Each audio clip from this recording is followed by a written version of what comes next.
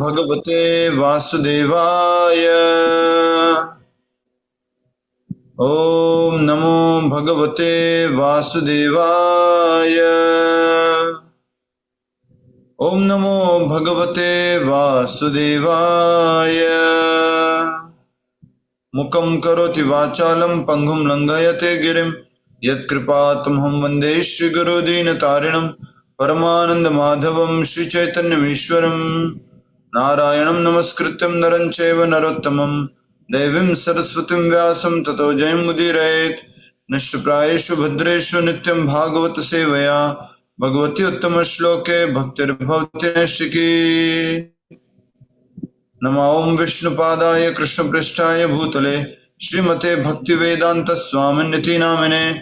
नमस्ते सारस्वते देवे गौरवाणी प्रचारिणे निर्विशेष शून्यवादी पाश्चात्य देशतारिणे। जय श्री कृष्ण चैतन्य प्रभु नित्यानंद श्री अद्वैत गदाधर श्रीवासादि गौर भक्त वृंद। कृष्ण हरे कृष्ण कृष्ण कृष्ण हरे हरे, हरे राम राम राम हरे हरे।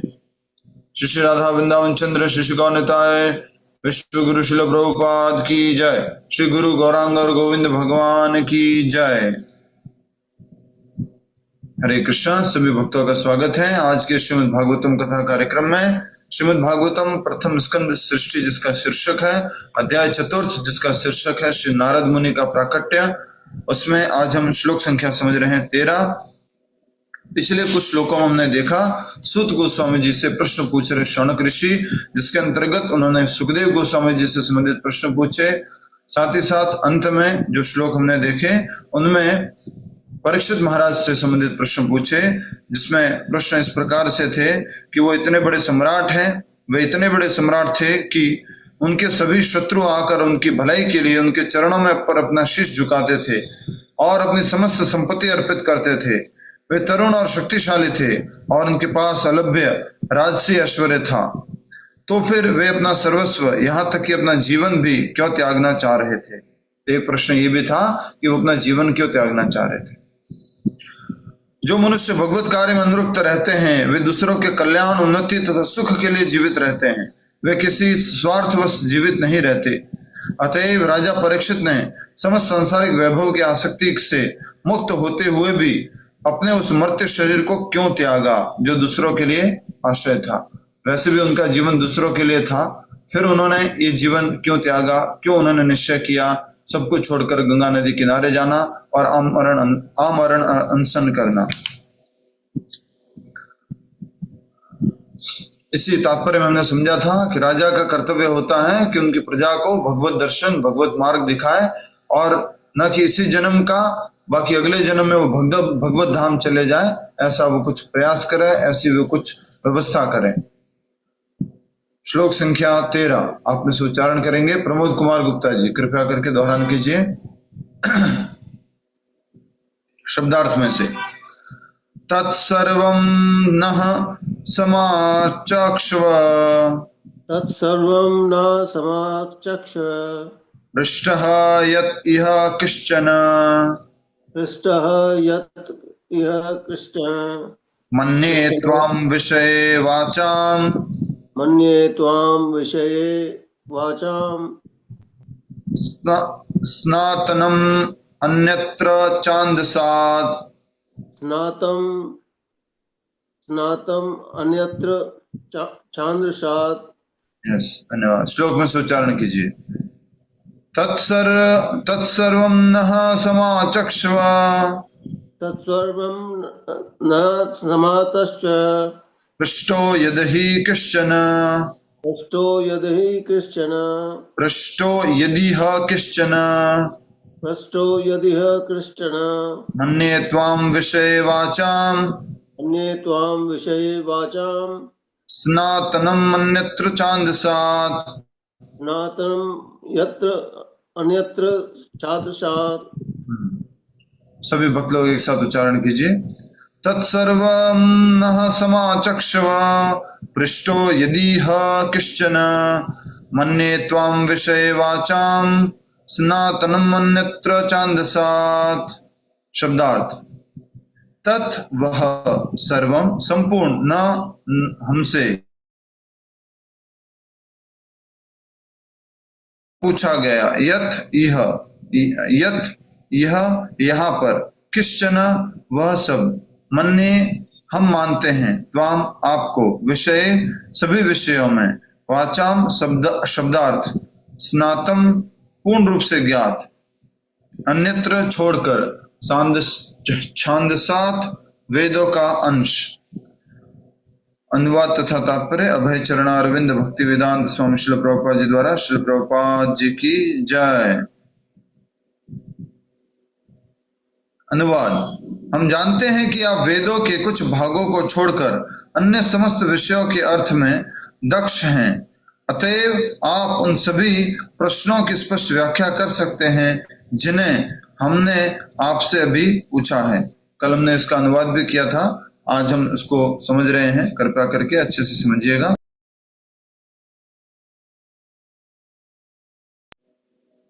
हम जानते हैं कि आप वेदों के कुछ भागों को छोड़कर अन्य समस्त विषयों के अर्थ में दक्ष हैं, अतएव आप उन सभी प्रश्नों की स्पष्ट व्याख्या कर सकते हैं जिन्हें हमने आपसे अभी पूछा है। तो क्या उन्होंने ऐसे कुछ प्रश्न पूछ लिए जो बहुत ज्यादा दार्शनिक प्रश्न थे? कैसे प्रश्न पूछे सूत गोस्वामी जी ने या सुमन माता जी, कैसे प्रश्न पूछे? हरे कृष्ण प्रभु जी, सूत गोस्वामी से पूछे प्रश्न सौनकादि ऋषियों ने, जो वो जानते थे, जिन्होंने सुन करके आत्मसात किया था, वही प्रश्न पूछे गए थे। यस, वो प्रश्न पूछे हैं। सुखदेव में परीक्षित महाराज से मिले, कैसे उन्होंने भागवत का वाचन किया, भी उन्होंने सब कुछ त्याग कर गंगा नदी पर आकर के, तट पर आकर के उन्होंने आमरण अनशन किया। ये सब प्रश्न कैसे हैं? ऐतिहासिक प्रश्न हैं। तो इसमें किसी प्रकार की सिद्धांतिक बातें सीधे सीधे प्रश्नों में नहीं है, लेकिन उत्तर में हम भाव समझ पाएंगे कि क्या उत्तर है इसका, किस भाव से उन्होंने इस सब कुछ छोड़ा है। या सुखदेव गोस्वामी जो एक गो दोहन मात्रम, जो गाय के दोने के मात्र समान समय पर एक ग्रस्त के घर पर रुकते थे, उतना समय ही वहां पर बिताते थे जिससे कि उसका कल्याण हो सके, वो सुखदेव गोस्वामी जी कैसे पहुंचे, कैसे उनका परीक्षित महाराज से मिलन हुआ है और कैसे ये श्रीमद् भागवतम ग्रंथ आया है, ये सारे प्रश्न हैं। तो ये ऐसे प्रश्न हैं जिनको हमें भी उत्तर पाने की इच्छा है। हम भी सोच पा रहे हैं कि यस, ये प्रश्न ऐसे जिनके बारे में हमें समझना चाहिए, हम पहचानना चाहिए, हम जानना चाहते हैं। आइए अब हम आगे बढ़ते हैं।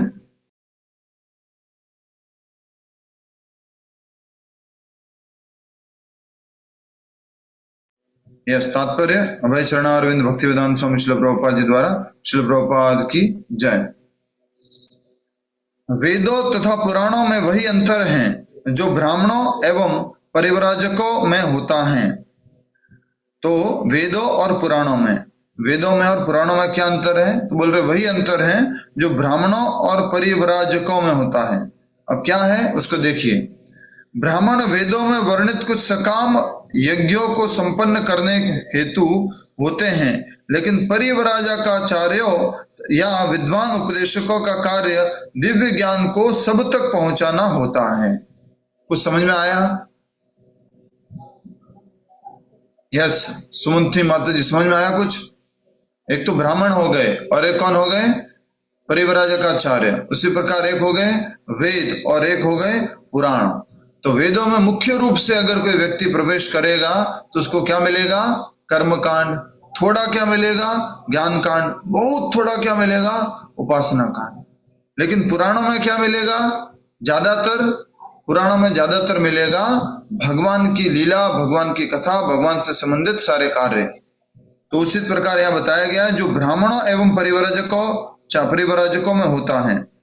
ब्राह्मण वेदों में वर्णित सकाम कर्मों, कुछ सकाम यज्ञों को संपन्न करने हेतु होते हैं, लेकिन परिव्राजकाचार्य या विद्वान उपदेशकों का कार्य दिव्य ज्ञान को सब तक पहुंचाना होता है। राइट, बहुत इंपॉर्टेंट है कि ये दिव्य ज्ञान सब तक पहुंचे, भगवत ज्ञान सब तक पहुंचे, और उसी के लिए ये जो परिव्राजकाचार्य होते हैं। अब परिव्राजकाचार्य नाम से समझ आ रहा है कि वो क्या करते हैं, इशारा करेंगे सभी लोग, वो क्या करते हैं, घूम घूम के प्रचार करते हैं। पूर्विका माता जी हम पहले भी समझे थे, फिर से समझाते हैं आपको, आपने प्रश्न पूछा है तो। 4 प्रकार के संन्यास आश्रम होते हैं, कुटीचका, बहुदका, परिव्राजकाचार्य एंड परमहंस। पहले भी हमने पढ़ा है। कुटीचका जो अपने घर से कुछ दूरी पर जाकर के अपनी कुटिया बनाता है, घर से सारी सहायता लेता है। बहुदका अर्थात अलग अलग घरों में जाकर के वो सहायता लेते हैं। परिव्राजकाचार्य अर्थात वो सब जगह भ्रमण करके प्रचार करते हैं सन्यासी। और परमहंस अर्थात उत्तम श्रेणी, परम श्रेणी के परमहंस जो भगवत भक्ति के प्रवचन करते हैं, एक स्थान पर रहते हैं और भक्ति का अभ्यास करते हैं। ठीक है। अतएव परिव्राजकाचार्य सदा वैदिक मंत्र के उच्चारण में पटु नहीं होते, जिनका अभ्यास ब्राह्मणों द्वारा लय युक्त उच्चारण में नियमित रूप से किया जाता है, क्योंकि ब्राह्मण वैदिक अनुष्ठानों को संपन्न कराने हेतु होते हैं। लेकिन इससे यह नहीं समझना चाहिए कि भ्रमणशील उपदेशकों परिव्राजकों की अपेक्षा ब्राह्मण अधिक महत्वपूर्ण हैं। वे एक साथ एक तथा भिन्न हैं, क्योंकि विभिन्न मार्गों के होते हुए भी उनका लक्ष्य एक है। अब बात यहाँ पे समझने की कोशिश करेंगे कि एक हो गए ब्राह्मण, वो क्या करते रहते हैं, रेगुलर मंत्र उच्चारण करते हैं, पूजा आदि कराते रहते हैं। तो हो सकता है जो कि सन्यासी है, जो उपदेश करता है, जो परिव्राजकाचार्य हैं, उनको उस तरह की मंत्र उच्चारण का अभ्यास न हो, ऐसा हो सकता है। जैसे कि मान लीजिए प्रभुपाद जी के बारे में क्या बोला जाता है, परिव्राजकाचार्य, जय ओम विष्णुपाद परमहंस परिव्राजकाचार्य अष्टोत्तर शत श्री अभय चरणारविंद भक्ति वेदांत स्वामी श्रील प्रभुपाद। इतना बड़ा नाम है आपके गुरु जी का, पूरा नाम। तो परिव्राजकाचार्य जो घूम घूम करके प्रचार करते हैं, उनके लिए यहां पर कहा गया है कि लेकिन इससे यह नहीं समझना चाहिए कि भ्रमणशील उपदेशकों परिव्राजकों की अपेक्षा ब्राह्मण अधिक महत्वपूर्ण हैं। अगर हमने पहले पढ़ा था वो याद होगा तो आपको, सारे वर्ण और आश्रम के द्वारा एक व्यक्ति पूजनीय है। कौन है, कौन बताएगा? सारे वर्ण और सारे आश्रमों द्वारा एक व्यक्ति पूजनीय है। यस, कौन बताएंगे? और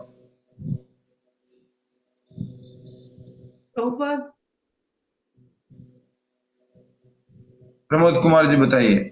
वाह वाह वाह, क्या बात है। पूर्विका माता जी, सारे वर्ण और सारे आश्रमों द्वारा ग्रस्त पूजनीय है। सन्यासी सन्यासी सन्यासी सन्यासी जो है वो सारे वर्णों और सारे आश्रमों द्वारा पूजनीय है। इसलिए अगर आप यहाँ पर सीधा सीधा उस बात को लेकर के समझेंगे तो आप समझ जाएंगे कि ब्राह्मण किसी भी रूप में उस परिव्राजकाचार्य से अधिक महत्वपूर्ण नहीं है। चाहे उनको अच्छा मंत्र उच्चारण आता हो, चाहे उनको अच्छे से पूजा करना आता हो, लेकिन जो सन्यासी है, भ्रमणशील उपदेशक है, वो अधिक महत्वपूर्ण है। इसलिए ब्राह्मण भी सन्यासी को प्रणाम करते हैं, सन्यासी से आशीर्वाद लेते हैं। वे एक साथ एक तथा भिन्न हैं, क्योंकि भिन्न मार्गों के होते हुए भी उनका लक्ष्य एक है। ये किनके लिए कहा गया है, कौन बता सकता है?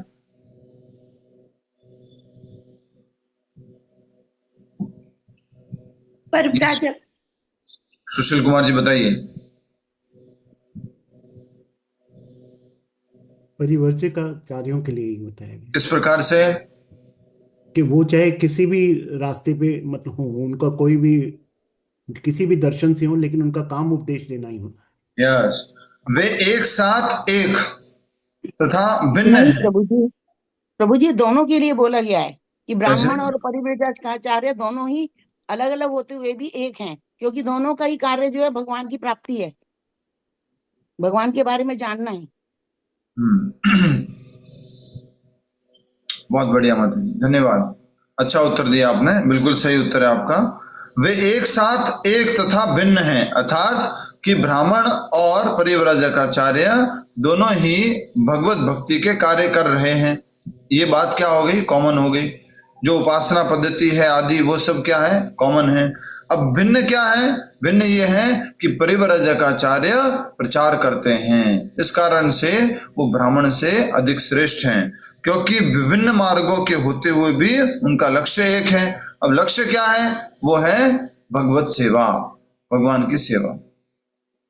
ब्राह्मण भी विष्णु सेवा, जो सन्यासी भी है वो भी विष्णु सेवा, और साथ ही साथ विष्णु प्रचार वो कौन करते हैं, सन्यासी।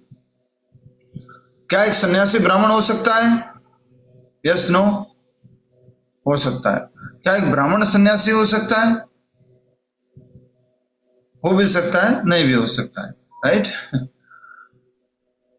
सन्यासी भी एक ब्राह्मण हो सकता है, हो भी सकता है, नहीं भी हो सकता है। बट एक गृहस्थ ब्राह्मण सन्यासी हो सकता है, नहीं, वो गृहस्थ ब्राह्मण है, ठीक है। आगे, वैदिक मंत्रों में एवं पुराणों तथा इतिहास में जो कुछ वर्णित हैं उनमें भी कोई अंतर नहीं है। श्री जीव गोस्वामी के अनुसार माध्यनंदिनी श्रुति में उल्लेख हुआ है कि संपूर्ण वेद अर्थात साम, अथर्व, ऋक, यजुर, पुराण, इतिहास, उपनिषद आदि परम पुरुष के श्वास से उद्भूत हैं। अंतर इतना ही है कि समस्त वैदिक मंत्र प्रणव ओंकार से प्रारंभ होते हैं और इन मंत्रों का स्वर पाठ करने हेतु कुछ अभ्यास करना पड़ता है, लेकिन इसका अर्थ यह नहीं है कि श्रीमद् भागवतम वैदिक मंत्रों की अपेक्षा कम महत्वपूर्ण है। कुछ समझ में आया, नहीं आया तो पूछिए। सुनीता माता जी, सुमिता माता जी, कुछ समझ में आया?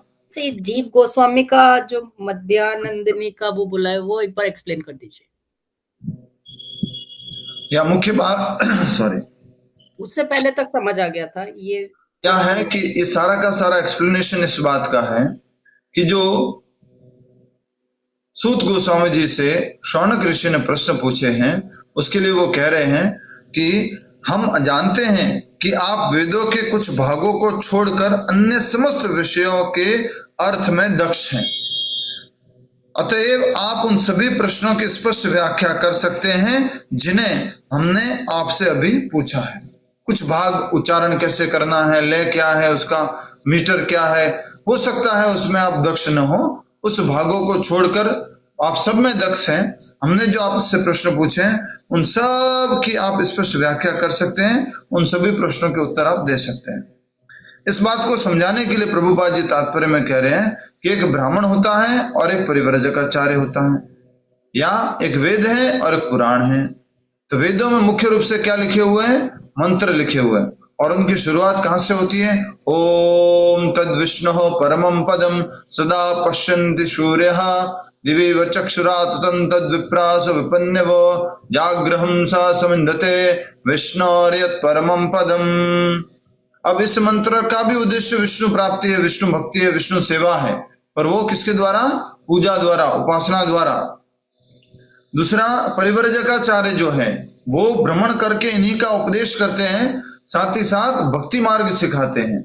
तो जीव गोस्वामी जी कह रहे हैं वैदिक मंत्रों में एवं पुराणों तथा इतिहास में जो कुछ वर्णित है उनमें कोई भी अंतर नहीं है। श्रील जीव गोस्वामी के अनुसार मध्यानंदिनी श्रुति में उल्लेख हुआ है कि संपूर्ण वेद अर्थात साम, अथर्व, ऋक, यजुर, पुराण, इतिहास, उपनिषद आदि परम पुरुष के श्वास से उद्भूत हुआ है। सब कुछ कहां से प्रकट हुआ है, भगवान से प्रकट हुआ, भगवान की ब्रीदिंग से। अंतर इतना ही है कि समस्त वैदिक मंत्र प्रणव ओमकार से प्रारंभ होते हैं और इन मंत्रों का सस्वर पाठ करने हेतु कुछ अभ्यास करना पड़ता है। समझ में आ गया? वेदों में ज्यादातर जो बातें लिखी है वो कैसे हैं, प्रणव से शुरू हो रही है, ओमकार से शुरू हो रही है, और उसका उच्चारण कैसे होना चाहिए, एक पर्टिकुलर तरीके से होना चाहिए, सस्वर एक पर्टिकुलर स्वर में होना चाहिए। जैसे कि पुरुष सूक्तम गाया जाता है, स्त्री सूक्तम गाया जाता है, तो उनका उच्चारण एक पर्टिकुलर लय में है। अब आगे बात जो कही जा रही है वो है, लेकिन इसका अर्थ यह नहीं है कि श्रीमद् भागवतम वैदिक मंत्रों की अपेक्षा कम महत्वपूर्ण है, क्योंकि इसमें क्या नहीं लिखे हुआ है, मंत्र नहीं लिखे हुए हैं। प्रणव से शुरू नहीं हो रहे हैं, या इसमें किसी प्रकार के फिक्स लय नहीं है इसलिए ये कुछ कम हो गया, नहीं, भागवतम कुछ कम नहीं है। नेक्स्ट, इसके विपरीत यह समस्त वेदों का परिपक्व फल है, जैसा कि पूर्व में कहा जा चुका है। इसके अतिरिक्त परम मुक्त पुरुष श्रील सुखदेव गोस्वामी स्वरूप सिद्ध होते हुए भी श्रीमद् भागवतम के अध्ययन में लीन रहते हैं। श्रील सूत गोस्वामी उन्हीं के चरण चिन्हों का अनुगमन कर रहे हैं, अतएव उनका स्थान रंच मात्र भी कम महत्वपूर्ण नहीं। भले ही वे वैदिक मंत्रों के सस्वर पाठ में उतने पटु न हो जो वास्तविक अनुभूति की अपेक्षा अभ्यास पर अधिक निर्भर करता है, तोता रटंत की अपेक्षा अधिक महत्वपूर्ण है। तोटा रटंत की अपेक्षा अनुभूति अधिक महत्वपूर्ण है। अंडरलाइन कर लो। अब समझ में आया आपको कुछ क्या बात थी? सार टोटा रटंत लास्ट लाइन से समझ में आ गया होगा आपको। तो इसका एक एग्जाम्पल चैतन्य महाप्रभु ने वो साउथ में एक ब्राह्मण था उसको दिया था कि श्लोक रटना इज नॉट इम्पोर्टेंट। तो अनुभूति अधिक महत्वपूर्ण है। जब वो श्रीरंग मंदिर गए चैतन्य महाप्रभु, तो एक ब्राह्मण जो है भगवत गीता पढ़ रहा था। अब उसको पढ़ना तो आता नहीं है, ब्राह्मण था, बालक था, पढ़ना तो आता नहीं है। दूसरे ब्राह्मण उसका मजाक उड़ा रहे थे, तो भगवत गीता के पन्ने वो इधर से उधर घुमा रहा था, फिर मुख्य पृष्ठ देख रहा था, फिर पीछे देख रहा था, ऐसे कर रहा था। तो चैतन्य महाप्रभु ने उससे पूछा, उसकी आंखों से आंसू आ रहे थे, बाकी ब्राह्मण के बच्चे उनको छेड़ रहे थे, तो पूछा कि तुम भगवत गीता पढ़ रहे हो, बहुत अच्छा, तुम तो भगवत गीता को पढ़ के समझ भी रहे हो, तुम्हारी आंखों से आंसू आ रहे हैं। तो वो ब्राह्मण बालक कहता है कि नहीं, मुझे तो भगवत गीता पढ़ना नहीं आता है, मेरे गुरुदेव ने बोला है कि तुझे भगवत गीता पढ़नी है, इसलिए मैं पढ़ने की कोशिश कर रहा हूं, मुझे पढ़ना नहीं आता है। अच्छा, पढ़ना नहीं आ रहा है तो फिर तुम रो क्यों रहे हो? ऐसा क्या तुमने देख लिया कि तुम्हें रोना आ गया? तो फिर वो भगवत गीता का मुख्य पृष्ठ दिखाते हैं और दिखा करके क्या बोलते हैं कि मैं इस बात को देख करके रो रहा हूं, मेरे भाव जागृत हो रहे हैं कि ये परम भगवान श्री कृष्ण, ये परम भगवान जिनके कहने पर पूरी सृष्टि चलती है, वो आज अर्जुन के कहने पर चल रहे हैं, वो अब अर्जुन के सारथी बन गए। इस बात को देखकर मेरे भाव प्रकट हो रहे हैं। तो चैतन्य महाप्रभु उस ब्राह्मण बालक को गले लगा लेते हैं और उनको कहते हैं कि तुम्हें भगवत गीता पूरी समझ में आ गई। अब इसका एक और उदाहरण दिया था हमने, अगर आपको याद होगा, जो तोटा रटंत विद्या जो होती है। अब हमारे में से जैसे, ठीक है, हम दूसरा उदाहरण की तरफ जाते हैं। एक बार क्या हुआ, एक शिकारी था, वो क्या करता था, वो दाना डालता था, बीज डालता था, पक्षी आते थे और पक्षी तोते आकर के उसको दाने को खाने के लिए जाते थे, और शिकारी क्या डाल देता था? रामावतार जी क्या डाल देता था? जाल। शिकारी जो है जाल डाल देता था और तोते उसमें फंस जाते थे। अब ये तोते लोग जो है आपस में समूह बनाए, मीटिंग किए और बोले कि ये क्या हो रहा है, हमारी इतनी सारी जनसंख्या कम होती जा रही है, क्या करें? चलो, बोले वो पास में ही एक स्थान है, वट वृक्ष के नीचे जो है एक ऋषि महाराज बैठे हैं, स्वामी जी बैठे हैं, उनसे पूछ के आते हैं हमारी समस्या का समाधान। तो सारे तोते मिलकर जाते हैं, उनसे बोलते, ऋषि जी प्रणाम प्रणाम, हमारे साथ बहुत बड़ा अन्याय हो रहा है, हम तो बीज खाने के लिए जाते हैं और वहां पर जो शिकारी आता है और वो जाल डालता है और हमारे सब लोग फंस जाते हैं और फिर जो है उनकी मृत्यु हो जाती है, आप कुछ समाधान बताइए। तो ऋषि मुनि ने बोला, देखिए, अब हमेशा याद रखना, अपने माइंड को याद दिलाते रहना, हमेशा अपने माइंड को याद दिलाना। और क्या याद दिलाना है? बोले, इसको अच्छे से, मैं बोल रहा हूं, इसको याद कर लो पूरा और अपने मन को याद दिलाते रहना। क्या? तो उन्होंने बोला, शिकारी आएगा, दाना डालेगा, तुम दाने से आकर्षित मत होना और तुम नीचे जमीन पर मत जाना और उस जाल में मत फंसना। ये बार बार अपने मन को याद दिलाते रहना। तो ये तोतों ने सबने क्या किया, मिलकर के पूरा याद कर लिया। एक आधा घंटा क्लास बिठाई और सब तोतों ने मिलकर के याद कर दिया, शिकारी आएगा, दाना डालेगा, दाने से आकर्षित नहीं होना है, जमीन पर नीचे नहीं जाना है, जाल में नहीं फंसना है, ऐसा करके पूरा याद कर लिया उन्होंने। और उड़ते उड़ते वो जा रहे हैं, गाते गाते जा रहे हैं और फिर उनको कहीं पे दाना दिखाई दिया और दाना दिखाई दिया और वो गाना गा रहे, शिकारी आएगा दाना डालेगा, दाने से आकर्षित नहीं होना, दाने को देख के नीचे नहीं जाना, नीचे खाने के लिए मत जाना और वहां जाके जाल में मत फंसना। गाते जा रहे गाते जा रहे गाते जा रहे, और दाना देख के किसकी तरफ जा रहे हैं? अब नीचे की तरफ चलने लग गए, दाने की तरफ। दाना खाने लग गए, खाते खाते भी क्या बोल रहे हैं? शिकारी आएगा दाना डालेगा। उन्होंने क्या समझा कि मंत्र हमारी रक्षा करेगा। करना क्या था? इससे समझना था उनको। हमारी भी हालत ऐसी है। गुरुजी ने बोल रखा है, माया आएगी माया आकर्षित करेगी, माया आएगी माया आकर्षित करेगी, माया को देख करके आकर्षित मत होना, माया के प्रस्तावों को स्वीकार मत करना, उसमें मत फंसना। लेकिन हम बस ऐसे गाना गाते रह जाते हैं, माया आएगी माया आएगी माया आएगी, हम उसमें फंस जाएंगे। कब माया के अंदर पूरी तरह से फंस जाते हैं मालूम ही नहीं है, तभी भी गाना ही गाते रहते हैं, भगवान अब बचा लो, फंस गया मैं तो। समझ में आया आपको? तो एक ब्राह्मण हो गया जो खाली पूरा मंत्र अच्छे से उच्चारण किया हुआ, एक क्या हो गया? उसने आत्मसात कर लिया।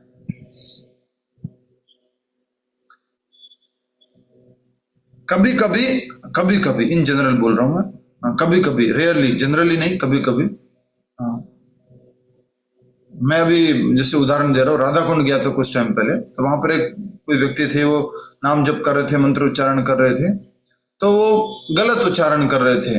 हरे कृष्ण कृष्ण कृष्ण राम राम हरे हरे, हरे कृष्ण कृष्ण कृष्ण राम राम हरे हरे, हरे कृष्ण राम राम हरे हरे। जनरली अगर मंदिर में होता कोई व्यक्ति, या मंदिर में हमारे से रिलेटेड कोई व्यक्ति होता, तो मैं उसके पास जाता और उनको बोलता कि आप गलत उच्चारण कर रहे हो, आप कृपया करके आप इसको सही उच्चारण को सही कीजिए। लेकिन उस दिन मैंने सोचा कि शायद उच्चारण से ज्यादा इंपॉर्टेंट क्या है? भाव है। सुबह 5:30-6 बजे ये नाम जप कर रहे हैं, उच्चारण कर रहे हैं, हो सकता है त्रुटि हो रही है, कुछ गलती हो रही है, मेरा कोई अधिकार नहीं बनता है अभी उनको करेक्ट करने में। तो इसलिए हमें इस बात को समझना है कि जो सुखदेव गोस्वामी जी हैं, जो सूत गोस्वामी जी हैं, जो प्रभुपाद जी हैं, हो सकता है संस्कृत में एकदम पूरा बढ़िया वाली संस्कृत नहीं बोलते हो सकता है बहुत बढ़िया वाला मंत्र उच्चारण नहीं करते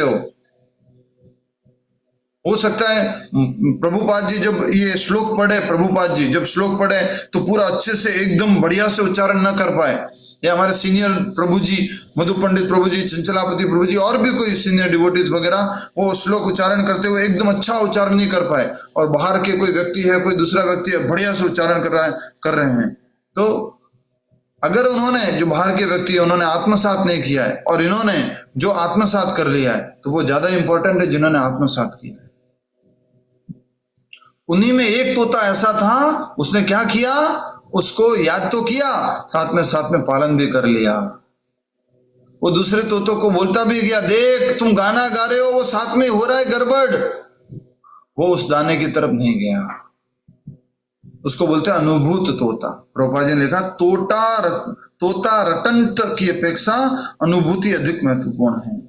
तो ये भागवत जो है, ये अनुभूत शास्त्र है, ये सारे शास्त्रों का निगम कल्पतर और गलितम फलम है, सुख मुखाद अमृत द्रव्य संयुतम है। सुखदेव गोस्वामी जी के द्वारा ये प्रकट हुआ है, और अधिक मीठा हो गया है, और अधिक जो है हमारे आत्म कल्याण के लिए हो गया है। इसलिए ये श्रीमद् भागवतम सुखदेव गोस्वामी आदि बहुत विशेष है, महान है, हमारे आत्म कल्याण के लिए वो मार्ग दिखा रहे हैं।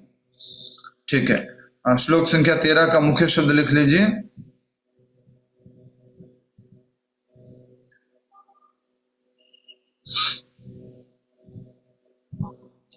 मन्ने त्वाम विषये वाचाम, मन्ने त्वाम विषये वाचाम।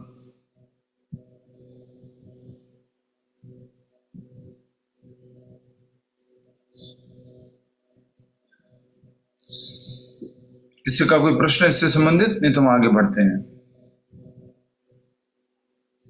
हरे कृष्ण, 3 बार हरे कृष्ण बोलता हूं, हरे कृष्ण हरे कृष्ण हरे कृष्ण। ठीक है, हमारे भाटी जी हरी झंडी दिखा रहे हैं, चलिए आगे चलते रहिए। श्लोक संख्या 14। अब सूत गोस्वामी जी के उत्तर आ गए हैं। कृपया करके आप में से एक भक्त उच्चारण करेंगे, लक्ष्मी पेंडलिया माता जी उच्चारण कीजिए। जैसे हमारे बीच में अच्छे मंत्र उच्चारण करने वाले माता जी बैठे, सुमंती माता जी बढ़िया मंत्र उच्चारण करते हैं। कल मैं बोल रहा था और वो एक विशेष लय में, एक विशेष मीटर में बोल रहे थे, रिपीट कर रहे थे। Very good. साथ में भक्त भी है आप। लक्ष्मी पेंडलिया माता जी के लिए यस। सूत उवाच सूत उवाच द्वापरे सम्नुप्राप्ते द्वापरे समन्प्राप्ते शब्दार्थ में से तृतीये युग पर्यये तृतीये युग पर्यये जातः परशरात् योगी जातः पराशरात् योगी जातः पराशरात् योगी जातः पराशरात् योगी वासव्याम कलया हरेः वासव्याम कलया हरे वासव्याम कलया हरेः। वासव्याम कलया हरे। यह श्लोक में से उच्चारण कीजिए। सूत उवाच सूत उवाच द्वापरे समनुप्राप्ते द्वापरे समनुप्राप्ते तृतीये युग पर्यये तृतीये युग पर्यये जातः पराशराद्योगी जातः पराशराद्योगी वासव्याम कलया हरेः वासव्याम कलया हरेः। यस, सभी भक्त लोग उच्चारण कीजिए मेरे साथ साथ। सूत उवाच द्वापरे समनुप्राप्ते तृतीये युग पर्यये जातः पराशराद्योगी वासव्याम कलया हरेः। शब्दार्थ। सूत उवाच श्रील सूत गोस्वामी ने कहा,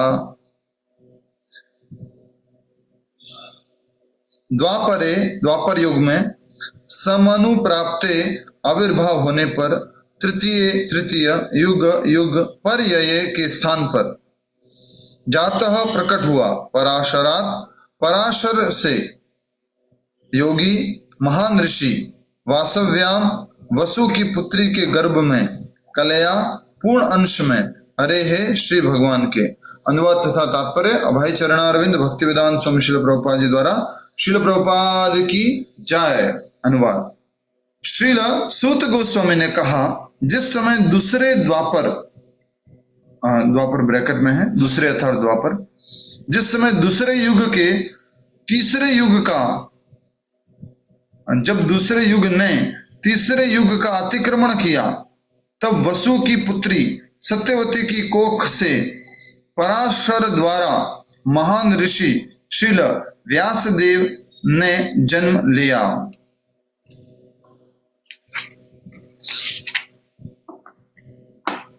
प्रश्न किसके बारे में पूछा था? बार बार याद करेंगे तो सुखदेव गोस्वामी का सीधा सीधा नाम नहीं लिया था। क्या नाम लिया था रामावतार जी? बताइए, व्यस्त हो जाते बीच बीच में, बताइए। ध्यान इधर दिया कीजिए। बार बार हम आपकी तरफ ज्यादा ध्यान दे रहे हैं इस क्लास में, तो आपको भी हमारी तरफ ज्यादा ध्यान देना है। मैं जस्ट आके बैठा ही हूँ प्रभु जी, 5-7 मिनट हुआ है। कोई बात नहीं, मैंने कोई नई बात नहीं पूछी है। हाँ नहीं, फिर भी वो अब पहले 1 घंटे तक आपकी क्लास अटेंड कर रहा था मैं मोबाइल से। यस। चीजें फिर भी टाइम आ जब तक वो अब फिर वो याद नहीं रहता उसका, मेरे पास इलाज भी नहीं है, कोई रास्ता नहीं है। क्या बात है, क्या बात। याद करने का कुछ नहीं है इसमें। प्रश्न ये है, यस ओम प्रकाश जी बताएंगे क्या उत्तर है। किसके बारे में प्रश्न पूछे सूत गोस्वामी जी से?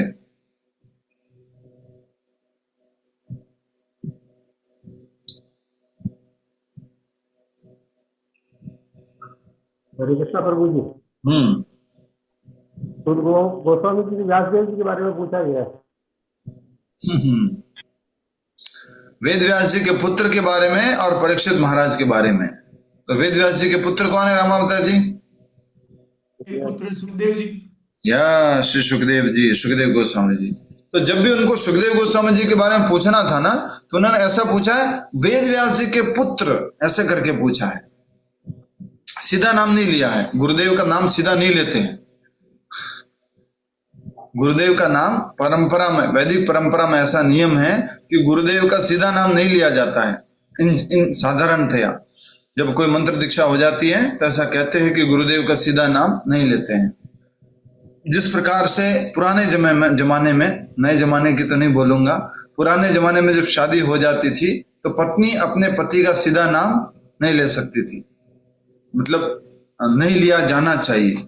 कोई उनके ऊपर प्रतिबंध नहीं था, पर नहीं लिया जाना चाहिए। उसी प्रकार से एक दीक्षित जो शिष्य हैं वो अपने गुरु का सीधा नाम नहीं लेते थे। अभी भी कुछ परंपराएं पालन हो रही है और कुछ कर रहे हैं इसका पालन। तब यहाँ पर जो श्लोक है उसमें बहुत सुंदर बात कही है। श्रील सूत गोस्वामी ने कहा, जिस समय दूसरे, अर्थात कौन सा युग हो गया? द्वापर। द्वापर है कौन सा? है कौन सा? रामावतार जी, द्वापर कौन सा है? दूसरा है तीसरा है? दूसरा है।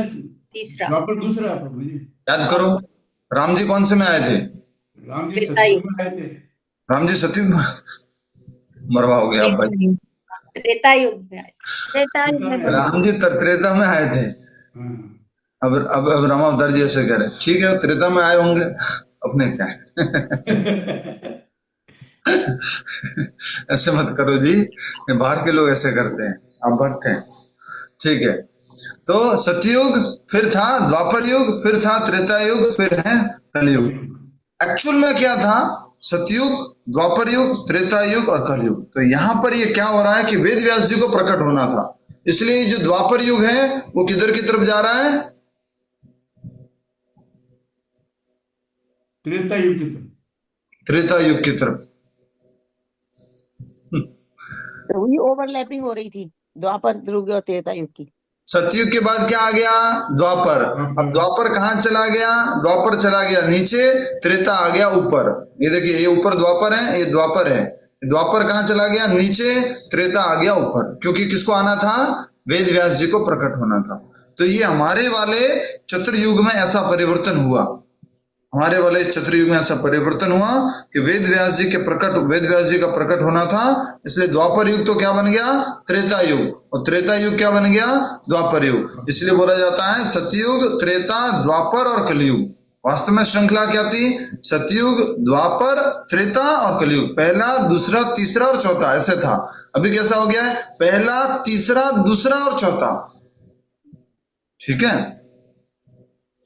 जिस समय दूसरे द्वापर युग ने तीसरे युग का अतिक्रमण किया, तब वसु की पुत्री सत्यवती की कोख से पराशर द्वारा महान ऋषि श्रील वेद व्यास ने जन्म लिया। श्रील वेद व्यास भगवान की जय। तात्पर्य, सत्य, द्वापर, त्रेता तथा कली चारों युगों का एक कालक्रम है। पहली लाइन में क्या लिखा है? सत्य, द्वापर, त्रेता और कली। तो अर्थात क्या हो गया? पहला, दूसरा, तीसरा और चौथा। अब आगे, लेकिन कभी कभी इनमें अतिक्रमण हो जाता है।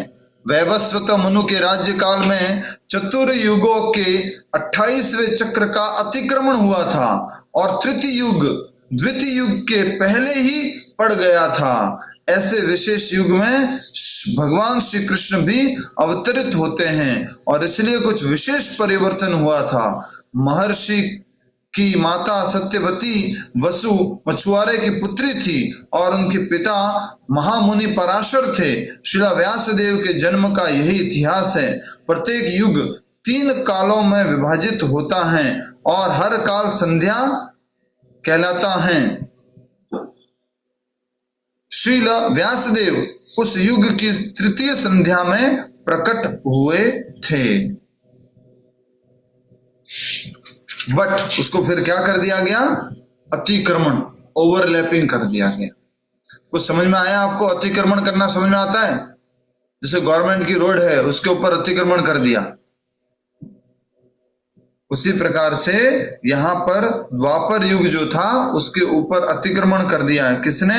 तृतीय युग ने अतिक्रमण कर दिया है। तो द्वापर क्या बन गया है? तृतीय बन गया है। और ठीक है, वेरी नाइस। किसी को तो समझ में आया है? किसी को प्रश्न पूछना है कुछ इसमें? प्रभु जी, भगवान का अवतार था व्यासदेव भी, तो आपने कहा था। यस, वेद व्यास जी इसी भगवान पे अतिक्रमण हुआ है, यस, उनकी वजह से ही हुआ है। उनकी वजह से हुआ। हरे कृष्ण कृष्ण प्रभु जी। अवतार के रूप में आए व्यासदेव जी। और दशावतार में कहाँ है प्रभु जी? दशावतार में नहीं, व्यास जी कृष्ण अवतार थे, हाँ, अवतार के रूप में आए। यस, कृष्ण अवतार के रूप में। लेखाकारी अवतार, अभी भी हमने पढ़ा था, भागवतम स्वयं भगवान का अवतार, भागवतम को लिखने वाले स्वयं भगवान के अवतार, और भागवतम में क्या बोला गया है? स्वयं भगवान की लीला। यस, अनुपम गोयल माता जी। हरे कृष्णा प्रभु, इसमें ये लिखा है कि ऐसे विशेष युग में भगवान श्री कृष्ण भी अवतरित होते हैं और इसलिए कुछ विशेष परिवर्तन हुआ था। तो त्रेता युग पहले आया, द्वापर बाद में आया, ये तो समझ में आया, लेकिन भगवान तो द्वापर में ही आए ना। भगवान द्वापर में ही आए, और द्वापर क्या बना हुआ है अभी? त्रेता, तृतीय बना हुआ है। त्रेता मत बोलिए, तृतीय बना हुआ है। प्रथम, द्वितीय, तृतीय, तो द्वितीय है वो तृतीय बन गया है। इसलिए वैवस्वत मनु के जो ये चक्रव्यूह चल रहा है वैवस्वत मनु का, उसमें 28वें चतुर्युग में ये जो परिवर्तन हुआ है, तब भगवान प्रकट होते हैं द्वापर युग में। और द्वापर युग है कौन से नंबर का? तीसरे नंबर का। प्रभु राम जी जब आए तो ये जब पलट चुका था तब राम जी आए, क्योंकि पहले त्रेता युग में राम जी आए थे, फिर द्वापर युग में कृष्ण भगवान आए थे, या कृष्ण भगवान आ चुके थे फिर राम जी आए? नहीं माता जी, पहले से ही पलट हो चुका था। ओके प्रभु, हरे कृष्ण। प्रभु जी, हर ब्रह्मांड में ऐसे ही होता होगा क्या? पहले सतयुग, द्वापर, त्रेता, कलयुग? जी, साधारण क्या है? प्रथम, द्वितीय, तृतीय और चतुर्थ, सतयुग, द्वापर युग, त्रेता युग और कलयुग, ऐसे हैं। लेकिन कभी कभी कुछ विशेष, देखो लिखा हुआ है यहाँ पर, कभी कभी इनमें अतिक्रमण हो जाता है। वैवस्वत मनु के राज्यकाल में चतुर्युगों के 28वें चक्र, चतुर्युग कैसे चल रहा है? 27 तो रेगुलर बढ़िया चले, सतयुग, द्वापर, त्रेता, कलयुग, सतयुग, द्वापर, त्रेता, कलयुग, सतयुग, द्वापर, त्रेता, कलयुग, सतयुग, द्वापर, त्रेता, कलयुग, सतयुग, द्वापर, त्रेता, कलयुग, 27 चक्र तो बढ़िया चले। 28वें चक्र में क्या हुआ है? ये द्वापर जो है और त्रेता बन गया, त्रेता ने जो है द्वापर का स्थान ले लिया। अब ये कैसे होता है, क्या क्या होता है, कैसे हो सकता है, वो हम नहीं समझ पा रहे हैं। हरे कृष्ण प्रभु जी, इसमें ये भी कह सकते हैं कि राम जी को पहले आना था, इसलिए उसका बाद में, इसलिए पहले आ गया त्रेता युग। रावण को पहले ले जाना था ऊपर। नहीं प्रभु जी, इसका अर्थ ये है कि जब भगवान को स्वयं अवतरित होना होता है तब इस तरह का जो है वो ओवरलैपिंग होती है। यस, जब भी भगवान को स्वयं आना होता कौन है। से भगवान पधारे थे? हाँ, सतयुग में कौन से भगवान पधारे थे? कौन सा अवतार होता? आप डिसाइड कर लो कि एक दो आप रख लो। आप बताओ, द्वापर, त्रेता में कैसे भूल जाते हो यार? आपको टेबल में लिखवाया, गीता वाली टेबल बनवा के लिखवाया पूरा। सतयुग में अगर याद करें, मत्स्य, कूर्म, वराहा, नरसिम्हा, ये लगभग सतयुग में हुआ है। सतयुग में, ठीक है। वामन, ये भी सतयुग में हुआ है। तो वापस याद आ गए। हरे कृष्ण प्रभु जी। राम, परशुराम, त्रेता युग, भगवान श्री कृष्ण द्वापर युग, बलराम जी द्वापर युग, और आगे फिर बुद्ध कलयुग, और आगे आने वाले कलयुग। 10 अवतार में बात करें तो। अच्छा प्रभु जी, राम जी इसी सीरीज के त्रेता युग में आए थे या किसी और त्रेता युग में आए थे? डिफिकल्ट प्रश्न है अभी के लिए। हाँ, इसी सीरीज में आए थे। हरे कृष्ण प्रभु जी। यस मंत्री। प्रभु जी, तो जब हम द्वापर पहले बोल रहे हैं, हम बोल रहे हैं सतयुग, द्वापर, त्रेता और कलयुग, ऐसे ही होता है। तो इसका मतलब द्वापर पहले है तो मतलब कृष्ण जी पहले आए, क्योंकि राम जी तो त्रेता में आए ना प्रभु।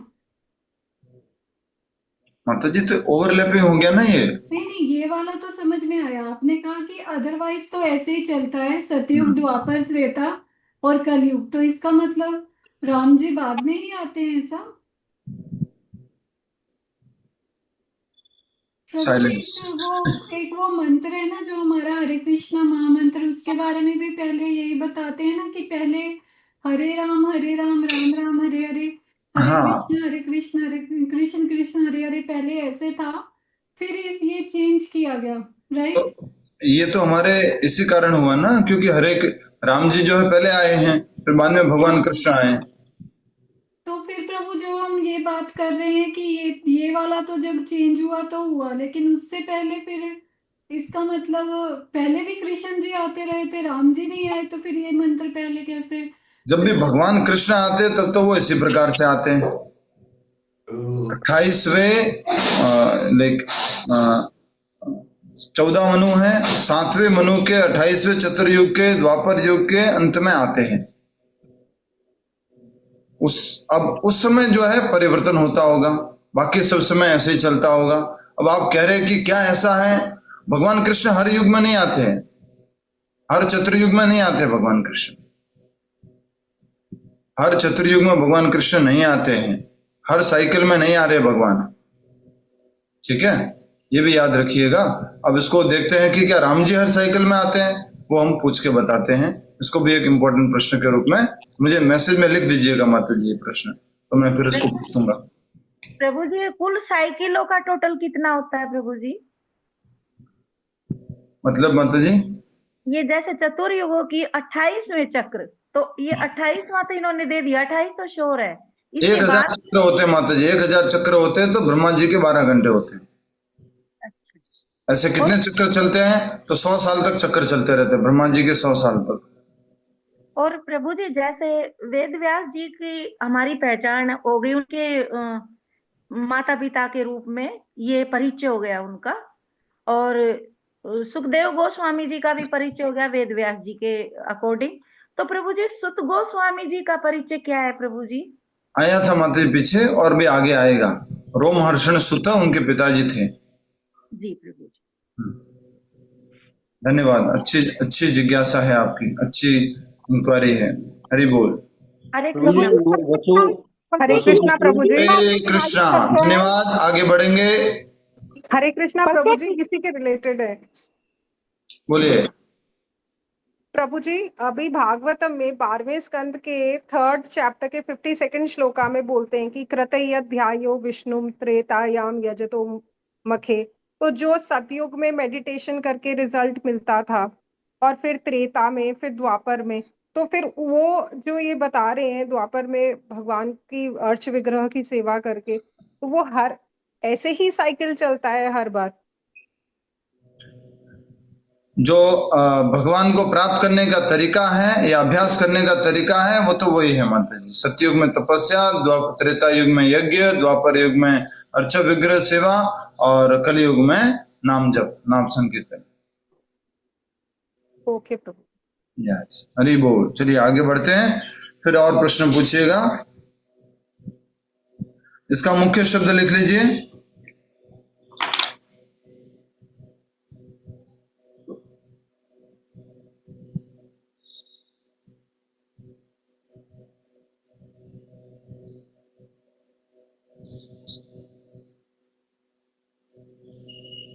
वेद व्यास जी का प्राकट्य हो गया है, सूत गोस्वामी जी कह रहे हैं।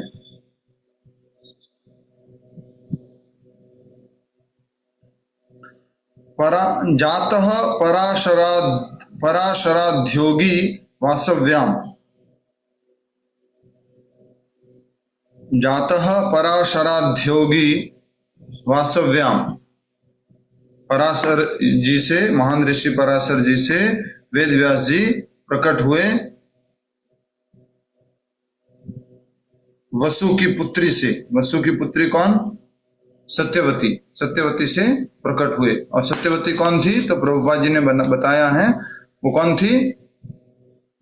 महर्षि की माता सत्यवती वसु मछुआरे की पुत्री थी, और उनके पिता महामुनि पराशर थे। ठीक है। श्लोक संख्या 15, आप में से एक भक्त उच्चारण कीजिए। प्रभा रंजन माता जी उच्चारण कीजिए शब्दार्थ में से। सह कदाचित सरस्वत्याः, सह कदाचित सरस्वत्या, उपस्पर्शया जलम शुचिः, उपस्पर्शया जलम शुचि, विविक्ते एकः आसीनः विविक्ते एकः आसीनः उदिते रविमंडले। उदिते रविमंडले। श्लोक में से स कदाचित् सरस्वत्या स कदाचित् सरस्वत्या उपस्पर्शया जलम शुचिः उपस्पर्शया जलं शुचि। विविक्त एकासीना विविक्तः एक आसीना उदिते रविमंडले। उदिते रविमंडले। सभी भक्त लोग उच्चारण कीजिए। स कदाचित् सरस्वत्या उपस्पर्शय जलम शुचिः विविक्त एक आसीना उदिते रविमंडले।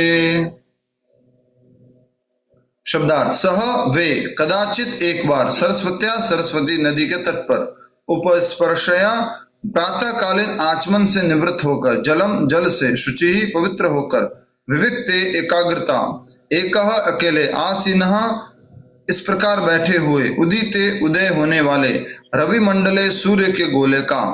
अनुवाद तथा तात्पर्य अभय चरणारविंद भक्तिवेदांत स्वामी श्रील प्रभुपाद जी द्वारा। श्रील प्रभुपाद जी की जय। अनुवाद सरस्वती नदी हिमालय पर्वत के बद्रिकाश्रम क्षेत्र में बहती है। अनुवाद एक बार सूर्योदय के समय उन्होंने श्रील वेदव्यास ने सरस्वती के जल से प्रातःकालीन आचमन किया और मन एकाग्र करने हेतु वे एकांत में बैठ गए। जन्म किनका हुआ था अभी पिछले श्लोक में? पिछले श्लोक में जन्म किनका हुआ था? वेदव्यास जी का। किनसे हुआ था? वसुपुत्री सरस्वती से, पराशर मुनि से हुआ था। सत्यवती नहीं, सत्यवती। क्या बात है, हरि बोल।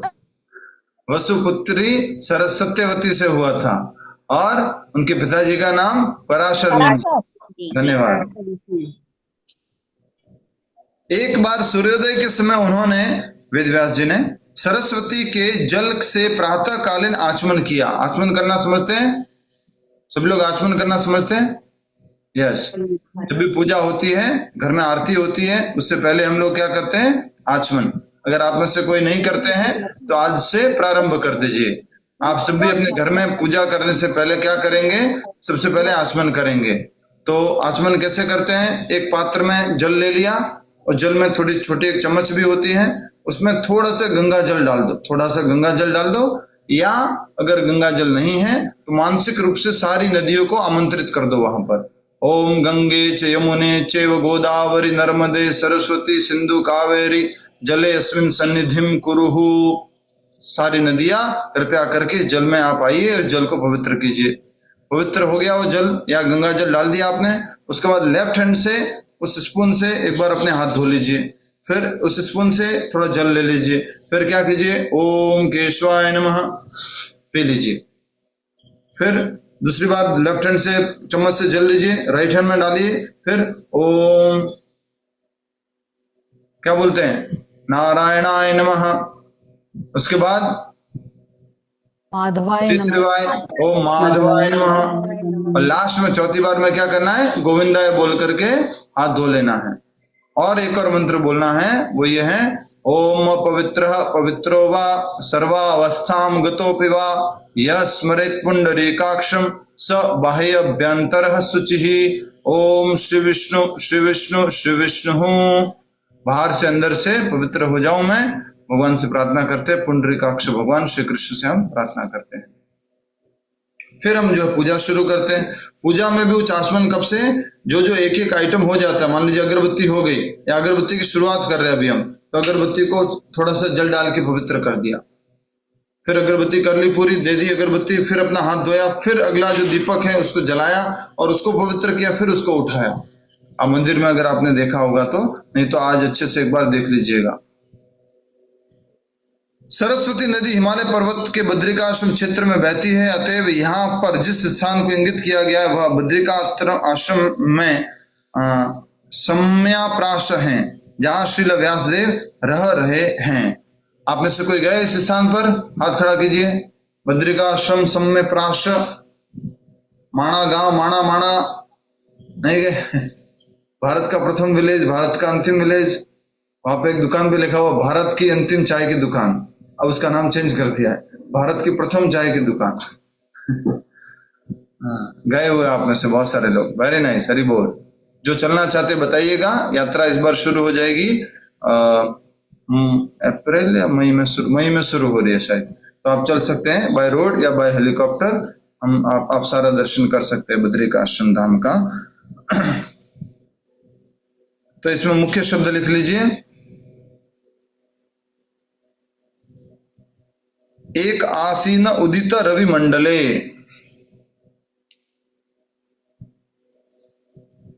सूर्योदय के समय एक आसन पर बैठ गए अपने ध्यान को एकाग्र करते हुए। जन्म हुआ, बड़े हो गए, बहुत सारी लीलाएं हुई, बद्रिकाश्रम आ गए। बद्रिकाश्रम में सरस्वती नदी के किनारे पर बैठे हैं एक स्थान पर। सूर्योदय के समय सरस्वती नदी के जल से क्या किया है? आचमन किया है। आगे श्लोक संख्या 16 मैं उच्चारण कर रहा हूं, आप भी उच्चारण कर रहे हैं साथ साथ अपने अपने स्थान पर 2 बार। परावरज्ञः स ऋषिः कालेना व्यक्तरंहसा युग धर्म व्यतिकरम प्राप्तम भुवि युगे युगे। परावरज्ञः स ऋषिः कालेना व्यक्तरंहसा युग धर्म व्यतिकरम प्राप्तम भुवि युगे युगे। शब्दार्थ, पर अवरा भूत तथा भविष्य का, यज्ञ जानने वाले, सह वे, ऋषि शिल व्यासदेव, कालेना समय द्वारा, अव्यक्त अप्रकट, रमहसा जिनकी महान शक्ति, युग धर्म युग के अनुरूप कार्य, व्यतिकरम विसंगतिया दोष, प्राप्तम प्राप्त होने पर, भुवि पृथ्वी पर, युगे युगे विभिन्न युगों में। अनुवाद तथा तात्पर्य अभय चरणारविंद भक्ति वेदांत स्वामी श्रील प्रभुपाद जी द्वारा। श्रील प्रभुपाद की जय। अनुवाद, महर्षि श्रील वेदव्यास ने युग के कर्तव्यों में दोष देखे। काल की अदृश्य शक्ति के कारण पृथ्वी पर विभिन्न युगों में ऐसा होता है। अब वेद व्यास जी जो हैं उनको क्या कहा जाता है? त्रिकालदर्शी। अर्थात वो क्या देख सकते हैं? भविष्य देख सकते हैं, भूतकाल देख सकते हैं, वर्तमान चल रहा है। तो स्वयं वो भगवान है, शक्त्यावेश अवतार है, वो देख पा रहे थे। इसलिए कह रहे हैं कि महर्षि श्री वेद व्यास या व्यासदेव ने युग के कर्तव्यों में दोष देखे। काल की अदृश्य शक्ति के कारण पृथ्वी पर विभिन्न युगों में ऐसा है। तात्पर्य, श्रील व्यासदेव जैसे ऋषि मुक्त आत्मा होते हैं, अतएव वे भूत तथा भविष्य को स्पष्ट देख सकते हैं। अतएव वे कलयुग में आने वाली विसंगतियों को देख सके और तद अनुसार उन्होंने जन सामान्य के लिए ऐसा प्रबंध किया जिससे वह इस अंधकारमय युग में प्रगतिशील जीवन का अनुगमन कर सके। इस कलयुग के सामान्य मनुष्य नश्वर पदार्थ के प्रति अत्यधिक आसक्त हैं। अज्ञानता के कारण वे जीवन निधि का मूल्य नहीं समझ पाते और आध्यात्मिक ज्ञान से आलोकित नहीं हो सकते। आप में से कितने लोग भविष्य देख सकते हैं? हरे कृष्णा, आप में से कोई भविष्य, कोई सर देख करके, कोई हाथ देख करके, कोई है? पामेस्ट्री, फेस का देख करके, फेस रीडिंग, वॉइस रीडिंग कोई हो गए? नहीं, कोई नहीं है। आप सब लोगों को आता है भविष्य देखना? नहीं आता? अभी दिखाता हूं मैं भविष्य। आप लोग आंखें बंद कीजिए। आप लोग खुद से देख करके बताइए कि आगे आने वाले समय में भौतिकता बढ़ेगी या कम होगी? आगे आने वाले समय में एकाग्र चित्ता कम होगी या बढ़ेगी? आगे आने वाले समय में लड़ाई झगड़े बढ़ेंगे या कम होंगे? आगे आने वाले समय में संबंध विच्छेद अर्थात डाइवोर्स वगैरह वो बढ़ेंगे या कम होंगे? आंखें खोल सकते हैं, इतना ही बहुत है। सब लोग फ्यूचर देख सकते हैं, ये तो इजी है ना। जैसे कि आप अनुमान लगा सकते हो कि देखिए आगे कैसे होने वाला है, आगे कैसी विकृतियां आने वाली हैं, विसंगतियां आने वाली हैं, तो उसी प्रकार से श्रील वेदव्यास जी ने भी अनुमान लगाया। और वो तो स्वयं भगवान थे, वो तो साक्षात देख पा रहे थे कि कलयुग में क्या क्या होने वाला है। फिर से एक बार अनुवाद पढ़ो और शब्दार्थ में क्या लिखा? पर अवर, भूत तथा भविष्य का ज्ञ जानने वाले, परह अपर, परह अवर यज्ञ अर्थात भूत तथा भविष्य को जानने वाले। कौन है वो? श्रील वेदव्यास जी। कालेन, समय द्वारा, अव्यक्त अप्रकट रहमहसा, जिनकी महान शक्ति, युग धर्म, युग के अनुरूप कार्य, व्यतिक्रम विसंगतियों से, युग के अनुसार जो कार्य होने चाहिए थे उन सब में क्या आ गई है? विसंगतियां आ गई हैं, उसमें जो है दोष आ गए हैं। और ये सबको देख पा रहे हैं कौन? वेदव्यास जी। कहां बैठे बैठे देख रहे हैं? सरस्वती नदी के किनारे बद्रिका आश्रम में सम्य प्राश नाम के स्थान पर। एक बार फिर से तात्पर्य अनुवाद भी पढ़ लो। महर्षि श्रील वेदव्यास ने युग के कर्तव्यों में दोष देखे। कलयुग के काल की अदृश्य शक्ति के कारण पृथ्वी पर विभिन्न युगों में ऐसा होता है। काल की अदृश्य शक्ति के कारण पृथ्वी पर विभिन्न युगों में ऐसा होता है। श्रील व्यासदेव जैसे मुक्त आत्मा होते हैं, अतएव वे भूत तथा भविष्य को स्पष्ट देख सकते हैं। अतएव वे कलयुग में आने वाली विसंगतियों को देख सके और तद अनुसार उन्होंने जन सामान्य के लिए ऐसा प्रबंध किया जिससे वे इस अंधकार में युग में प्रगतिशील जीवन का अनुगमन कर सके। इस कलयुग के सामान्य मनुष्य नश्वर पदार्थ के प्रति अत्यधिक आसक्त हैं। अज्ञानता के कारण वे जीवन निधि का मूल्य नहीं समझ पाते और आध्यात्मिक ज्ञान से आलोकित नहीं हो सकते। ये कलयुग के लोगों के लक्षण हैं। पहले भी हम इसके बारे में समझ चुके हैं। प्रायण अल्पायुषः सभ्य कला अस्मिन् युगे जनाः मंदा सुमंद मत्यो मंद भाग्य है उपद्रितः। कलयुग के लोग कम उम्र के होंगे, कम भाग्यशाली होंगे, बुद्धिमान नहीं होंगे। ये सब बातें हम पढ़ चुके हैं। इसी तरह से यहाँ पर अब ये वेदव्यास जी जो है भविष्य देख पा रहे हैं, तो इसी बात को प्रभुपाद जी बता रहे हैं कि कलयुग के लोग किससे आकर्षित होंगे? नश्वर पदार्थ से। पदार्थ उनके लिए ज्यादा महत्वपूर्ण बन जाएगा, वस्तु ज्यादा महत्वपूर्ण बन जाएगी उनके लिए। जैसे कि वस्तु ज्यादा महत्वपूर्ण बन गई, इशारा करेंगे किसी के पास महंगी वस्तु है जो ज्यादा महत्वपूर्ण है, नहीं कर पा रहे इशारा। मैं ट्राई तो कर रहा हूँ, ढूंढ रहा हूँ कहीं घड़ी मिल जाए कोई महंगी वाली, एकदम नहीं मिली अभी तक तो वो महंगी घड़ी वो ज्यादा इंपॉर्टेंट है मेरे लिए, लेकिन उस जो समय बताती है वो समय वेस्ट हो जाए कोई मतलब नहीं। तो क्या इंपॉर्टेंट हो गया? वस्तु। क्या महत्वपूर्ण नहीं रहा? वो वस्तु जो समय दिखा रही है वो महत्वपूर्ण नहीं रहा। समय ऐसे व्यर्थ में चला जाता है। व्यक्ति महत्वपूर्ण नहीं है, वस्तु महत्वपूर्ण हो गई है। यस, और कोई प्रश्न हो तो पूछिएगा, नहीं तो हम आगे बढ़ते हैं। बोलिए माता जी। हरे कृष्ण प्रभु, यहाँ नश्वर पदार्थ बॉडी के कहीं टेक्स्ट में भी बोला जा सकता है ना, कि मतलब वो अपनी बॉडी के लिए ज्यादा आसक्त हैं। यस, नश्वर पदार्थ के प्रति अत्यधिक आसक्त हैं। तो नश्वर पदार्थ क्या है? ये शरीर भी नश्वर है। इस शरीर से जो भी पंच महाभूत का बना हुआ है वो सब कुछ नश्वर है, वो उससे ही आसक्त है। आत्मा से संबंधित किसी कार्य के प्रति वो जिज्ञासु नहीं है। प्रभु जी, जीवन निधि का मूल्य का मतलब यहाँ पर यह है कि मनुष्य जीवन क्यों मिला है उसको नहीं समझ पा रहे हैं वो लोग। यस, इसको भी अंडरलाइन कर लीजिए। इस कलयुग में सामान्य मनुष्य नश्वर पदार्थ के प्रति अत्यधिक आसक्त हैं। अज्ञानता के कारण वे जीवन निधि का मूल्य नहीं समझ पाते और आध्यात्मिक ज्ञान से आलोकित नहीं हो सकते। जीवन निधि, सबसे बड़ा धन हमें क्या मिला है? ये मनुष्य जीवन धन जो है वो मिला है। मनुष्य जीवन, मानव जीवन जो धन मिला है उसका मूल्य नहीं समझ पा रहे हैं। ऐसे ही ठीक है, सबको मिलता है, मुझे भी मिल गया, ऐसी जिंदगी निकल जाएगी, बुढ़े हो गए, अब थोड़े समय बाद आ जाएगी, मृत्यु आ जाएगी, मर जाएंगे। कोई मूल्य नहीं समझ पा रहे इसका, और इस कारण से लिखा है कि आध्यात्मिक ज्ञान से आलोकित नहीं हो सकते। जैसे कल एक माता जी बता रहे थे कि बहुत उम्र वाले व्यक्ति आज तक माला जप करना नहीं सीखे, और उनसे पूछा उनको कि माला ये क्या करते हो? बोले नाम जप करते हैं। कितना करते हो? बोले 16 माला कर। 16 माला?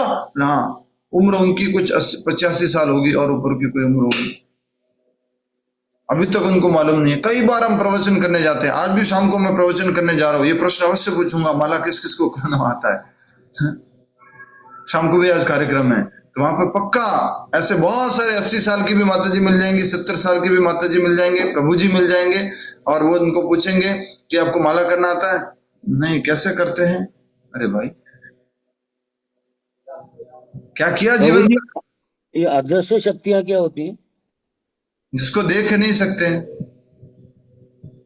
For example? शक्ति। फॉर एग्जाम्पल प्रभु जी?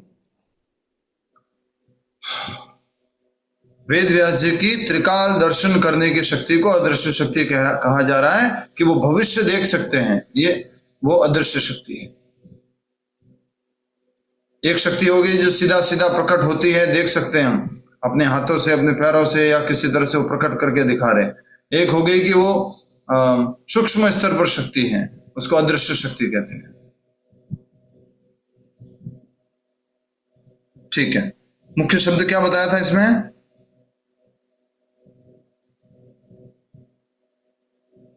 अभी नहीं बताया। नहीं बताया, ठीक।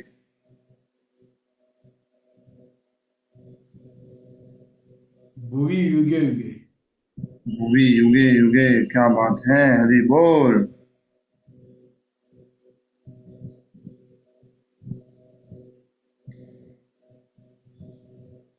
प्रभु जी युग धर्म व्यक्तिकरण। युग धर्म व्यतिकरम।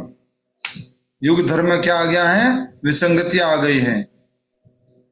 और कब है? तो वो युगों में, विभिन्न युगों में ऐसी वो परिवर्तन आते रहते हैं, ऐसी विसंगतियां आती रहती है। युग धर्म व्यतिकरम। व्यतिकरम मतलब विसंगतियां, दोष। पर और गे भी बता चुके हैं प्रभु जी एक बार।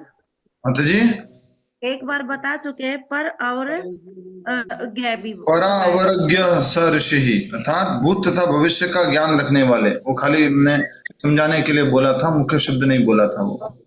ठीक है। वेद व्यास जी के बारे में बताया गया है। पर अवरज्ञ अर्थात भूत तथा भविष्य का, पर मतलब भूत, अवर मतलब भविष्य, ज्ञ मतलब जानने वाले, तो भूत और भविष्य को जानने वाले वेद व्यास जी। ठीक है। श्लोक संख्या 17 और 18, इसको हम आज करेंगे, कल करेंगे? कल प्रभु जी, बड़ा बहुत है प्रभु जी। प्रभु कल करा देते। ठीक है, कल करते हैं इसको हम। अभी हम नाम जप करेंगे, माला करेंगे। उससे पहले कोई प्रश्न है तो पूछ लीजिए। आज कितने श्लोक किए? 1 2 3 4।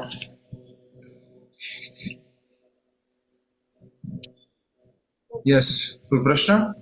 या माला करेंगे सुमन माता जी? हरे कृष्णा प्रभु। माला के लिए कह रहे हैं?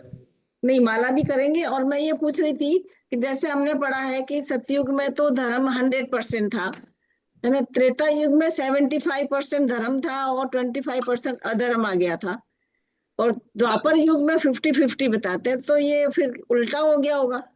कैसे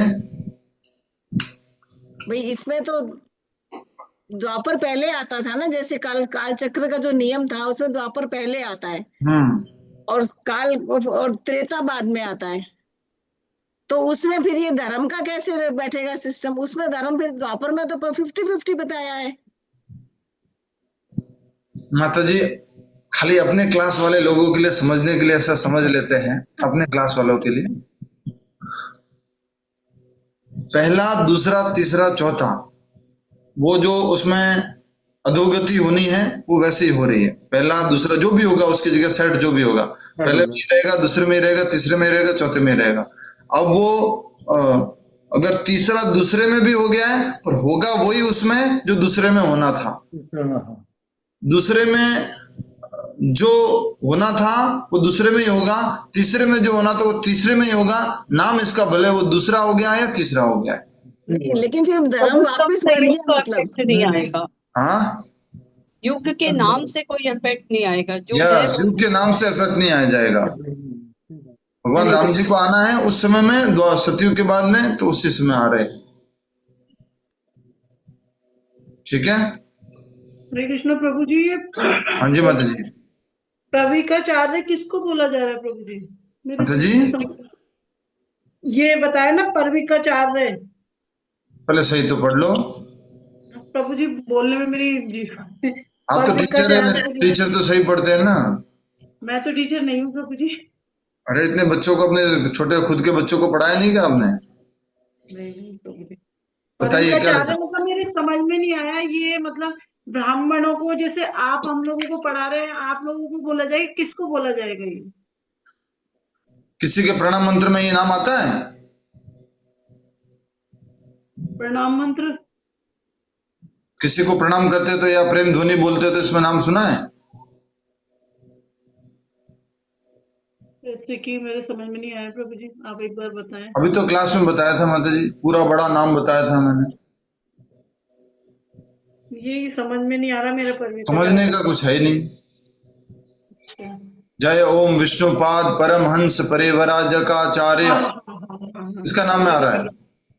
प्रभुपाद जी के लिए बोला प्रभुपाद जी के लिए जब जय बुलवाते हैं तो बोलते हैं ना, जय ओम विष्णुपाद परमहंस परिव्राजकाचार्य अष्टोत्तर शतश्री his divine grace Abhay Charanaravinda Bhaktivedanta स्वामी शिल प्रभुपाद की जय। मंगला आरती के समय में सबके लिए बोलते हैं।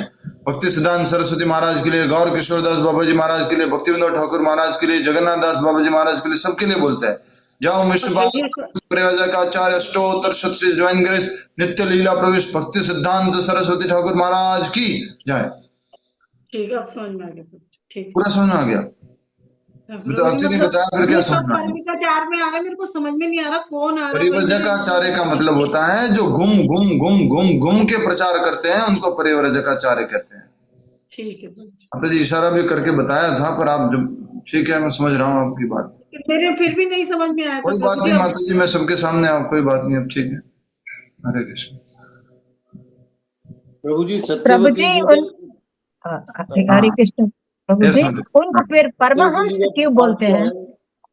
माता जी सन्यास के 4 स्टेज हैं, और किसी ने अगर ये चारों स्टेज को प्राप्त कर रखा है तो उसको परमहंस भी बोलते हैं। नहीं, आपने कहा Paramhansa is the person who stage in one place and वो प्रचार करते हैं बट प्रभुपाद जी ने तो पूरे देश हर जगह पर जाके Vrindavan, so he is also Parivrajakaacharya, is also Paramhans. Okay. In beginning he stayed in Vrindavan for 6-7 years in Radha Damodar Mandir, and he did chanting, he did writing of the books, so he is also Paramhamsa. But he is always Paramhamsa, लेकिन वो अपने स्थान से थोड़ा नीचे आकर के परिव्राजकाचार्य का स्थान लेते हैं और वो सबको प्रचार करते हैं। बहुत सारे ऐसे लोग होते हैं जो मात्र परमहंस हैं, और परमहंस सबसे ऊंची स्थिति होती है, लेकिन बहुत कम ऐसे होते हैं जो परमहंस अपने पद से थोड़ा नीचे आकर के, अर्थात अपनी कुटिया से बाहर निकल करके पूरे जगत के कल्याण के लिए वो प्रचार करने निकल जाते हैं। ठीक है प्रभु जी, सत्यवती जी का पास्ट क्या है? सत्यवती जी का पास्ट क्या है? पूरा पास्ट तो मुझे मालूम नहीं, इतना पास्ट मालूम है कि वो मत्स्य कन्या है, और जब वो नाव चला रही थी तब उनको पराशर मुनि मिले थे, और पराशर मुनि ने उनको बोला था कि ये त्रिकाल जो संध्या का सही समय है, जो भगवान के प्रकट होने का विशेष समय है वेदव्यास जी के, तो उनको वो एक पुत्र दे देते हैं। भगवान ने उनके थ्रू जन्म लिया, तो कुछ तो उन्होंने तपस्या की होगी, या कोई उनको चुना गया इसके लिए, तो कोई खास बात होगी? अच्छा प्रश्न है, ये भी रिसर्च करना चाहिए। सत्यवती का ऐसा क्या सौभाग्य था कि वो वेदव्यास से प्रकट हुए? Very nice. ठीक है, आइए अब हम सब लोग माला जप करते हैं। Unknown facts of Satyavati. Hare Krishna Prabhu ji. Hare Krishna Prabhu ji. Yes. प्रभु जी, मुझे ये समझ में नहीं आया कि तोता रतन की अपेक्षा अनुभूति अधिक महत्वपूर्ण है, वो कुछ समझ में नहीं आता। इतना बड़ा कहानी सुना करके तो समझाया, वो तो बात सही है प्रभु जी, तो वो तोता रतन हो गया, एक हो गया तोता रतन। माता जी एक हो गया, मान लीजिए आपको भी शुगर की बीमारी है, ठीक है माता जी? नहीं है मतलब ऐसा बोलिए मत कि आपने बोल दिया कहीं हो न जाए, आपको नहीं है, लेकिन ऐसे उदाहरण ले रहे हैं। चलो आपका नहीं लेते हैं, आप और हम दोनों हैं, हम दोनों को शुगर की बीमारी हो सकती है, लेकिन हम दोनों को डॉक्टर के पास गए, डॉक्टर ने बोला रुक जाओ भाई, ऐसे काम में बस आगे बढ़ जाओगे। तो डॉक्टर ने बोला आज के बाद मिठाई को देख करके लार मत टपकाना, मत होना, उसको उठा कर मुंह में मत डालना और उसको खाना मत, ऐसा करके हम दोनों को बोले इस मंत्र को याद कर लो, पूरा अच्छे से समझ लो, जब भी मिठाई देखें उसकी तरफ आकर्षित मत होना, उसको उठाना मत, उसको मुंह में मत डालना। ये मंत्र दे दिया हमारे को डॉक्टर ने, लेकिन मैं क्या करता हूं, मंत्र बोलता जाता हूं, मिठाई को देखना मत पर देख रहा हूं, मिठाई को उठाना मत पर उठा रहा हूं। डॉक्टर ने मंत्र दिया ना, काम करेगा, डॉक्टर ने मंत्र दिया ना, काम करेगा। मिठाई को उठा रहा हूं, खा रहा हूं, फिर भी मंत्र बोले जा रहा हूं, मिठाई को उठाना मत, देखना मत, खाना मत, पर खाए जा रहा हूं। और आप क्या कर रहे हैं, आप क्या कर रहे हैं? अरे डॉक्टर ने बोला है मिठाई को नहीं देखना है, नहीं देखेंगे। डॉक्टर ने बोला है मिठाई को उठाना भी नहीं है, खाना भी नहीं, नहीं खाएंगे। तो दोनों में से कौन सा अच्छा है? यस माता जी, दोनों में से कौन सा अच्छा है? नहीं खाना और नहीं देखना। बोलो ना, मैं अच्छी हूं, बोलो। आपने मिठाई नहीं देखी, हाँ आपने देखा नहीं, आपने उठाया नहीं, आपने खाया नहीं, तो आपने वास्तव में डॉक्टर की बात को फॉलो किया।